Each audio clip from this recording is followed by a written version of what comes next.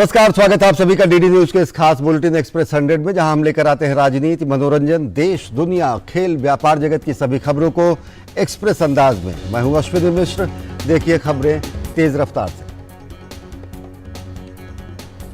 आत्मनिर्भर भारत की ये वंदे भारत ट्रेन है। डिजाइन, निर्माण और सब में आत्मनिर्भर भारत। अहमदाबाद में प्रधानमंत्री नरेंद्र मोदी ने सार्वजनिक परिवहन को गति देने वाली 2 सुविधाओं का उद्घाटन किया। प्रधानमंत्री नरेंद्र मोदी ने पहले वंदे भारत ट्रेन और फिर दूसरी अहमदाबाद मेट्रो का उद्घाटन किया। प्रधानमंत्री ने गांधीनगर कैपिटल से कालूपुर स्टेशन तक का सफर किया। इस दौरान उन्होंने सेमी हाई स्पीड निर्माण में जुटे इंजीनियर, तकनीशियन और स्कूली बच्चों से बातचीत की। अहमदाबाद मेट्रो के पहले चरण में अपैरल पार्क से थलतेज तक लगभग 32 किलोमीटर का ईस्ट वेस्ट कॉरिडोर और मोटेरा से ग्यासपुर के बीच नॉर्थ साउथ कॉरिडोर शामिल है।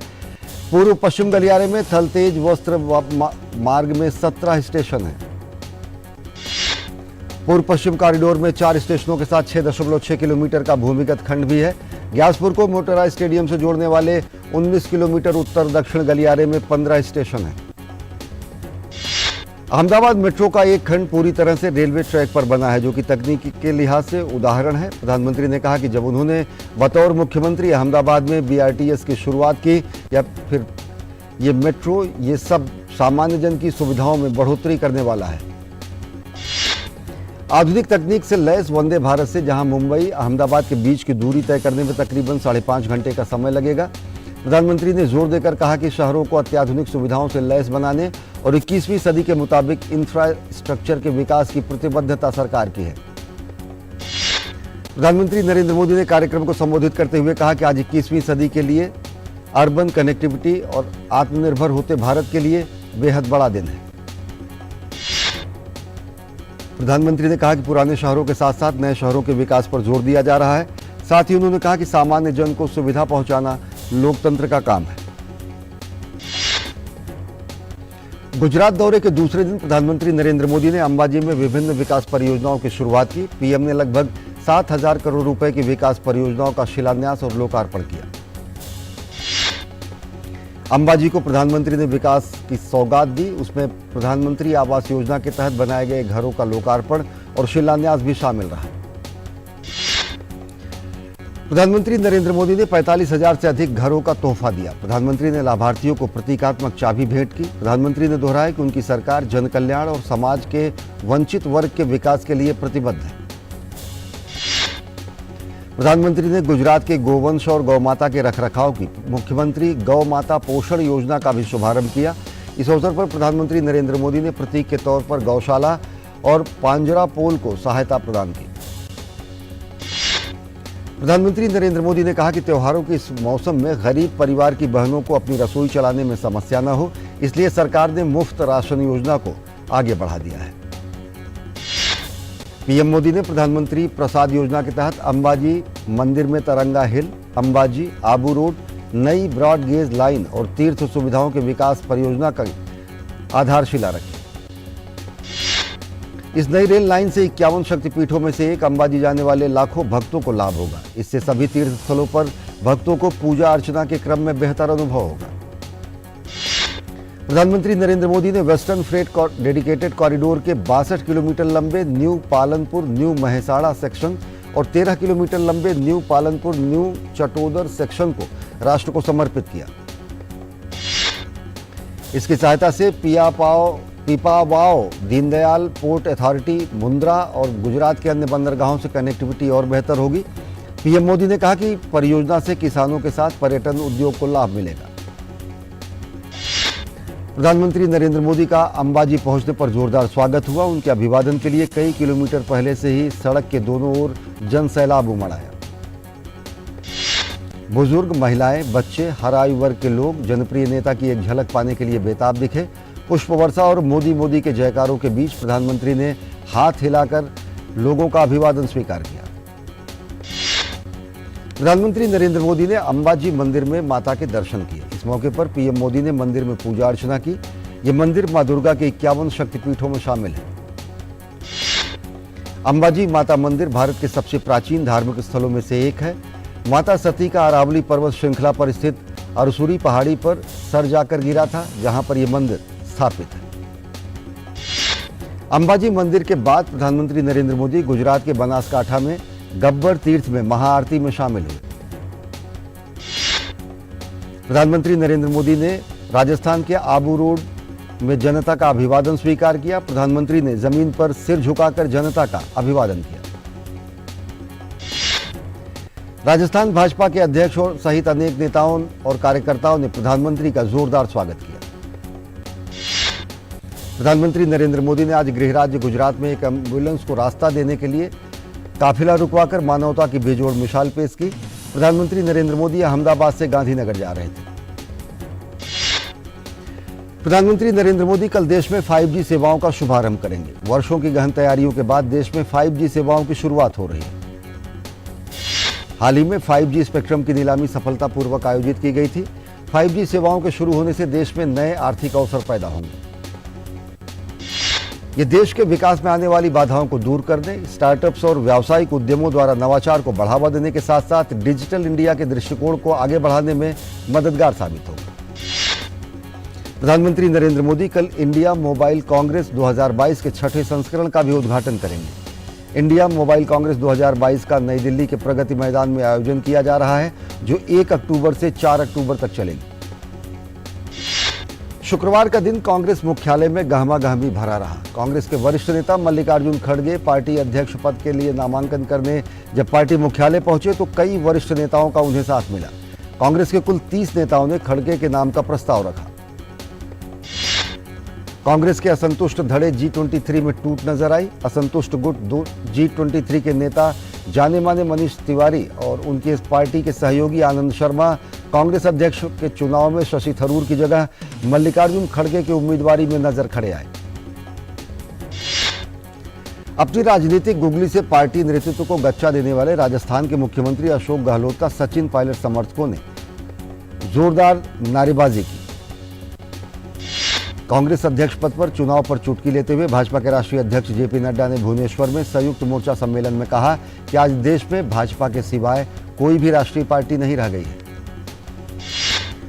जेपी नड्डा ने कांग्रेस पर परिवारवाद का आरोप लगाते हुए उन्होंने कहा कि कांग्रेस पार्टी अब ना तो इंडियन रह गई है, ना ही नेशनल रह गई है, अब ये सिर्फ भाई बहन की पार्टी बनकर रह गई है। राष्ट्रपति द्रौपदी मुर्मू ने आज नई दिल्ली में 68वें राष्ट्रीय फिल्म पुरस्कार प्रदान किए। वर्ष 2020 का दादा साहब फाल्के पुरस्कार जानी मानी फिल्म अभिनेत्री आशा पारिक को भारतीय सिनेमा में उनके अनुकरणीय योगदान के लिए दिया गया। राष्ट्रपति ने कहा कि दुनिया में भारतीय संस्कृति और सभ्यता का प्रचार प्रसार करने में भारतीय सिनेमा जगत ने अहम भूमिका निभाई है। इस कड़ी में राष्ट्रपति ने भारत में महात्मा गांधी पर बनी फिल्म का भी जिक्र किया। राष्ट्रपति ने आजादी के 75 साल के उपलक्ष्य में देश के 75 नौजवानों को भी प्रोत्साहित किया गया। सूचना एवं प्रसारण मंत्री अनुराग सिंह ठाकुर ने पुरस्कार विजेता आशा पारिक को बधाई दी और सिनेमा जगत में उनके योगदान की सराहना की। सर्वश्रेष्ठ फीचर फिल्म का पुरस्कार सुधा कोंगरा द्वारा निर्देशित तमिल फिल्म सूरराई पोट्रू को दिया गया। वहीं film Tanhaji the unsung warrior के लिए अजय देवगन और सूरराई पोट्रू के लिए साउथ स्टार सूर्या को बेस्ट एक्टर का अवार्ड दिया गया।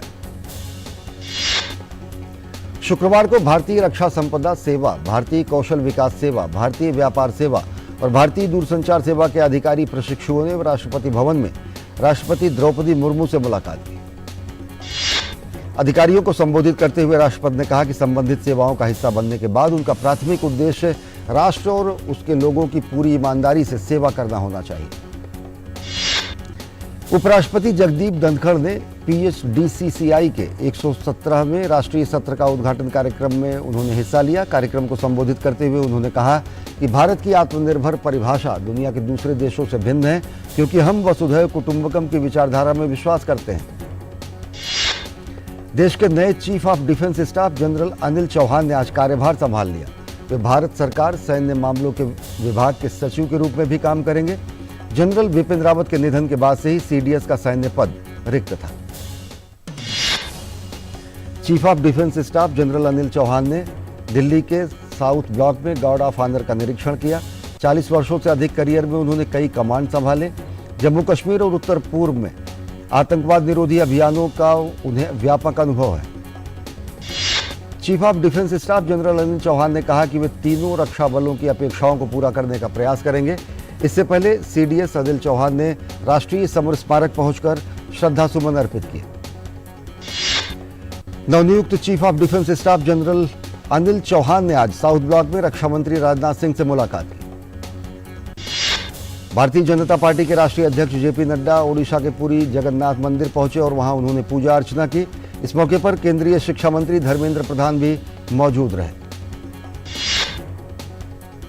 ओडिशा में भुवनेश्वर में भाजपा के राष्ट्रीय अध्यक्ष जेपी नड्डा ने संयुक्त मोर्चा सम्मेलन में हिस्सा लिया। सम्मेलन को संबोधित करते हुए जेपी नड्डा ने कहा कि मुझे खुशी है कि पीएम मोदी ने ओडिशा की अस्मिता, गौरव, ओडिशा का मान सम्मान हमेशा आगे बढ़ाया।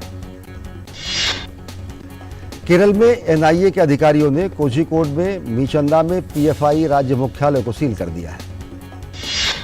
पहली बार भारत तिब्बत सीमा पुलिस यानी आईटीबीपी के 10 कर्मियों को विशेष रूप से बल के लिए डिजाइन किए गए एक विशेष प्रशिक्षण कार्यक्रम voice culture and presentation and language articulation course में ऑल इंडिया रेडियो द्वारा प्रशिक्षित किया गया।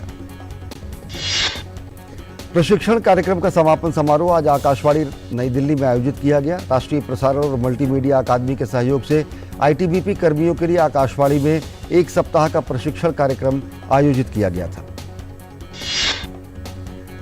अखिल भारतीय रेडियो के समाचार सेवा प्रभाग की महानिदेशक वसुधा गुप्ता ने समापन समारोह की अध्यक्षता की और आईटीबीपी कर्मियों को प्रमाण पत्र प्रदान किए। भारतीय प्रकाशक महासंघ के 42वां वार्षिक आयोजन राजधानी दिल्ली में संपन्न हुआ। इस अवसर पर सरकार के प्रकाशन विभाग के अलावा देश के विभिन्न प्रकाशकों को उनके उत्कृष्ट प्रकाशन के लिए पुरस्कृत किया गया। भारतीय सांस्कृतिक संबंध परिषद के अध्यक्ष डॉक्टर विनय सहस्रबुद्धे ने कहा कि भारत में प्रकाशकों को अपने काम में और पारदर्शिता लाने की जरूरत है, इससे मेधावी और ईमानदार लेखकों की कृतियां आसानी से प्रकाशित हो सके। जम्मू और कश्मीर के बारामूला में खुफिया इनपुट के आधार पर सेना, पुलिस और एसएसबी दलों ने इलाके की घेराबंदी के बाद एक गांव में तलाशी ली और एक मुठभेड़ में 2 अज्ञात आतंकवादियों को ढेर कर दिया। आतंकवादियों के पास से AK-74U और 3 मैगजीन, एक पिस्टल और उसकी मैगजीन और 2 गोलियां बरामद की गई। जम्मू कश्मीर के बारामूला के एसएसपी ने कहा कि आतंकवादी यहां सेना भर्ती अग्निवीर रैली को निशाना बनाने और उसे बाधित करने के मकसद से आए थे। उत्तर प्रदेश में नोएडा विकास प्राधिकरण द्वारा सेक्टर 93 में स्थित ग्रैंड ओमेक्स हाउसिंग कॉलोनी में अतिक्रमण विरोधी अभियान चलाया गया। उत्तराखंड के मुख्यमंत्री पुष्कर सिंह धामी ने पौड़ी जिले के डोभ श्रीकोट गांव में अंकिता भंडारी के माता पिता से उनके आवास पर जाकर मुलाकात की। मध्य प्रदेश के धार्मिक निर्माणाधीन इमारत के दीवार ढहने से 3 लोगों की मौत हो गई, जबकि एक अन्य व्यक्ति घायल हो गया। अंकिता भंडारी हत्याकांड मामले में उत्तराखंड की कोटद्वार कोर्ट ने पुलकित आर्य समेत तीनों आरोपियों को 3 दिन की पुलिस हिरासत में भेज दिया है। शीला पावर हाउस बैराज से एसडीआरएफ की टीम ने अंकिता का शव बरामद किया था।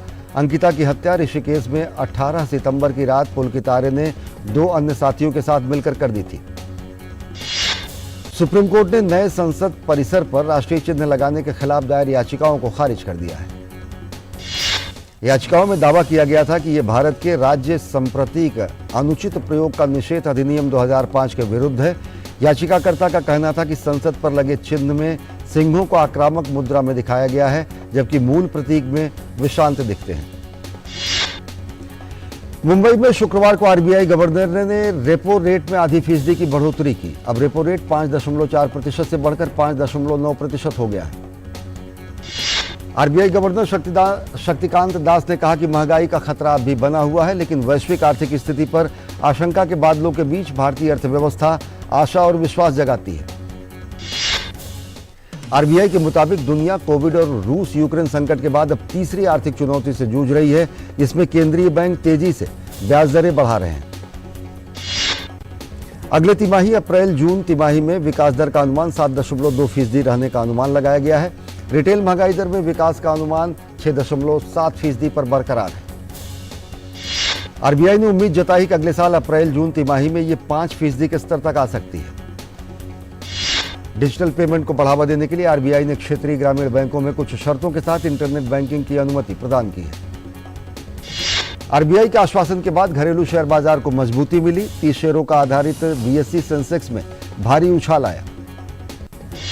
नेशनल स्टॉक एक्सचेंज निफ्टी 276 अंकों के उछाल के साथ 17,094 पर बंद हुआ। बाजार में सोना आज 50,145 रुपए प्रति 10 ग्राम के भाव पर पहुंच गया। मार्केट में रेगुलेटर सेबी ने 9 लोगों पर टाइटन कंपनी लिमिटेड के शेयरों में इनसाइडर ट्रेडिंग का उल्लंघन और हेरफेर करने के आरोप में जुर्माना लगाया है। रूस ने दक्षिणी यूक्रेन के जापोरिजिया शहर के पास एक नागरिक वाहनों के काफिले पर मिसाइल हमला किया। रूसी सेना का कहना है कि पूर्वी यूक्रेन के एक हिस्से में डोनबास को मुक्त कराने के लिए विशेष सैन्य अभियान की खातिर यह कदम उठाया गया। संयुक्त राष्ट्र सुरक्षा परिषद ने आज यूक्रेन के लुहांस्क, डोनेट्स्क, खेरसान और जापोरिजिया क्षेत्रों को रूसी नियंत्रित क्षेत्रों से जोड़ने की रूस की योजना की निंदा करने वाले प्रस्ताव पर मतदान की योजना बनाई है। अमेरिका और अल्बानिया द्वारा प्रायोजित किए गए इस प्रस्ताव में यूक्रेन से सभी रूसी सैनिकों को वापस बुलाए जाने का प्रस्ताव है। अफगानिस्तान की राजधानी काबुल में एक आत्मघाती हमलावर ने विस्फोट कर दिया, जिसमें 19 लोगों की मौत हो गई, 27 लोग घायल हो गए। काबुल पुलिस के मुताबिक दश्ती बारची इलाके में एक शिक्षण संस्थान के अंदर यह आत्मघाती हमला हुआ। अमेरिकी राज्य फ्लोरिडा में आए विनाशकारी तूफान यान से 26 लाख से ज्यादा लोग प्रभावित हुए। वाशिंगटन में फेडरल इमरजेंसी मैनेजमेंट एजेंसी के मुख्यालय की यात्रा के दौरान बाइडेन ने कहा कि संघीय सरकार फ्लोरिडा में पुनर्निर्माण के सारे प्रयास करेगी। थाईलैंड की संवैधानिक अदालत ने प्रधानमंत्री प्रयुत चान-ओचा को उनके पद पर बने रहने का फैसला दिया है। अदालत ने कहा कि उन्हें संवैधानिक प्रावधान का उल्लंघन करने का अधिकार नहीं होगा। वहीं अदालत के बाहर मौजूद प्रदर्शनकारियों ने अदालत के फैसले पर गहरी निराशा जताई। ओलंपिक पदक विजेता भारोत्तोलक मीराबाई चानू ने राष्ट्रीय खेलों में स्वर्ण पदक जीतने में कामयाबी पाई। मीराबाई चानू ने कुल 191 किलो का वजन उठाकर स्वर्ण पदक अपने नाम किया। वेटलिफ्टिंग में पुरुषों के 61 किलोग्राम भार वर्ग में स्वर्ण पदक अरुणाचल प्रदेश के चारू पेसी ने जीतने में सफलता पाई। वेटलिफ्टिंग में पुरुषों के 61 किलोग्राम भार वर्ग में सर्विसेज के मुन्ना नायक ने 225 किलोग्राम भार के साथ रजत पदक हासिल किया। वेटलिफ्टिंग में महिलाओं की 55 किलोग्राम वर्ग में रानी बाला देवी ने स्वर्ण पदक जीतने में सफलता हासिल की। गुजरात में चल रहे राष्ट्रीय खेलों में आज निशानेबाजी प्रतियोगिता का आगाज हो गया। पुरुषों की 10 मीटर एयर राइफल स्पर्धा का स्वर्ण पदक महाराष्ट्र के रुद्रांश पाटिल ने जीता। महिलाओं की 10 मीटर एयर राइफल स्पर्धा में स्वर्ण पदक गुजरात की एल्वेनिल वाला रिबन ने अपने नाम किया। कुश्ती में हरियाणा के सुनील कुमार ने पहला स्वर्ण पदक जीतने में सफलता पाई है। दक्षिण अफ्रीका के खिलाफ T20 सीरीज से जसप्रीत बुमराह चोट के चलते बाहर हो गए। जसप्रीत बुमराह की जगह मोहम्मद सिराज को टीम में चुना गया है। भारत और दक्षिण अफ्रीका के बीच सीरीज का दूसरा T20 मैच रविवार को खेला जाएगा। शारदीय नवरात्र का आज 5वां दिन है। नवरात्र के 9 दिनों तक मां दुर्गा के अलग अलग स्वरूपों की आराधना की जाती है। नवरात्र के 5वें दिन आज मां दुर्गा की स्कंद माता रूप की पूजा की गई। 5वें दिन मंदिरों में श्रद्धालुओं की भीड़ और लंबी कतार देखने को मिली। श्रद्धालु मंदिर में मां से स्वास्थ्य, समृद्ध, सुख और शांति की प्रार्थना कर रहे हैं।